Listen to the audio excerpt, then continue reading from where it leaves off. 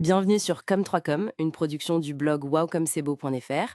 Aujourd'hui, on explore ensemble un sujet vraiment intéressant, la communication neuro-inclusive. Alors, ça peut sonner un peu complexe comme ça, mais en fait, ça nous concerne tous au quotidien. Tout à fait. C'est, comment dire, l'idée d'adapter notre façon de communiquer pour prendre en compte les différentes manières dont nos cerveaux fonctionnent, tout simplement. On parle de neurodiversité. Ça englobe l'autisme, le TDAH, les troubles 10, dyslexie, dyspraxie, etc. Et on estime que ça concerne à peu près 15% de la population mondiale. Ah oui, 15%. C'est quand même beaucoup de monde. Ça signifie qu'une communication un peu plus pensée, plus adaptée, ça peut vraiment ouvrir des portes, éviter pas mal de malentendus. Alors, voyons voir comment on peut faire ça, simplement. Concrètement, euh, qu'est-ce qui peut changer dans le traitement de l'info pour un cerveau, disons, neuroatypique? Ben, ça varie énormément d'une personne à l'autre, hein. Il peut y avoir une sensibilité, disons, accrue aux stimuli, le bruit, la lumière vive. Certaines personnes sont excellentes pour les détails, mais peuvent avoir un peu plus de mal avec la vue d'ensemble, par exemple. D'autres, c'est l'inverse, ou alors une attention très très ciblée sur un sujet précis. Et au niveau du langage lui-même, j'imagine qu'il y a des choses. Oui, souvent, ce qui remonte, c'est une préférence pour le langage très littéral. Tout ce qui est sous-entendu, ironie, les images. Ça peut être source de confusion parfois. Donc, la clarté, la précision, c'est souvent apprécié.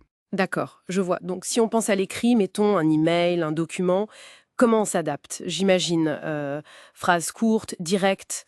C'est ça, c'est une bonne piste. Langage simple, on évite le jargon technique ou les métaphores un peu alambiquées. Et puis, la structure, c'est très aidant. Des titres clairs, des listes à puces, pourquoi pas des schémas, des pictogrammes pour visualiser l'info. Vraiment, la clarté avant tout. Oui, l'exemple typique, ce serait, au lieu de dire on pourrait se voir un de ces quatre pour en parler, on écrirait plutôt. Seriez-vous disponible mardi prochain à 14 heures pour discuter du projet X, par exemple? C'est net, précis. C'est plus net, oui. Exactement. Cette prévisibilité, l'absence d'ambiguïté, ça aide vraiment beaucoup de personnes à mieux traiter l'information, à moins se fatiguer. D'accord. Et à l'oral alors? Si on est en réunion ou même juste en conversation, les défis sont un peu différents, non? Le bruit ambiant, le rythme. Oui, tout à fait. L'environnement sonore, c'est un point. Si c'est possible, choisir un lieu calme ou proposer des alternatives comme la visio. Parler calmement, faire des petites pauses pour laisser le temps d'intégrer. Être direct aussi dans ses demandes. Et puis, une bonne pratique, c'est de proposer l'info sous différents formats si on peut. Un petit résumé écrit après une discussion orale, ça peut être utile. Et le visuel? Pour les présentations, les sites web, il y a aussi des choses à savoir, j'imagine. Les polices, les contrastes. Ah oui, la lisibilité, c'est primordial. Une police simple, type Arial, Verdana, une taille suffisante, un bon contraste. Le noir sur blanc, ça reste une valeur sûre, hein. Et puis aérer. De l'espace entre les lignes, les paragraphes, éviter les trucs qui clignotent, trop de couleurs vives. Ça peut créer une surcharge sensorielle pour certains. C'est logique. Et pour les contenus comme ce qu'on fait là, les podcasts ou les vidéos? Alors là, oui, pour les vidéos, pensez aux sous-titres, systématiquement si possible et de bonne qualité. Pour l'audio, comme ici, une transcription écrite, c'est un vrai plus. Si on montre des images importantes, pensez à les décrire. Et faire attention au son, éviter les bruits soudains, les variations de volume trop fortes.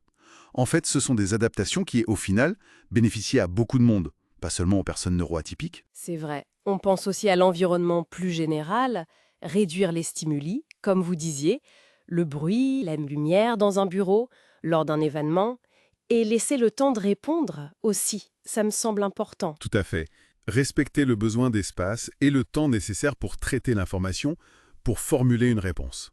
C'est fondamental. Ne pas mettre la pression pour une réponse immédiate. Bon, si on essaye de résumer un peu tout ça, la communication neuro-inclusive, finalement, c'est pas une montagne à gravir. Ce sont souvent des ajustements assez simples. Être clair, structuré, bien choisir ses mots, utiliser des supports visuels quand c'est pertinent. C'est précisément ça. Ce sont des ajustements qui, en fait, rendent la communication plus efficace pour tout le monde. C'est une démarche qui reconnaît juste la richesse des différences cognitives. Une façon de mieux vivre ensemble, quoi. Ça ouvre des perspectives intéressantes sur notre façon d'échanger au quotidien, c'est vrai. Ça invite peut-être à regarder nos propres habitudes. Qu'est-ce qui, dans nos échanges, sans qu'on s'en rende compte, pourrait être involontairement excluant? C'est une bonne question à se poser. Voilà pour notre exploration du jour sur ce sujet passionnant. Merci de nous avoir écoutés. Rendez-vous au prochain épisode.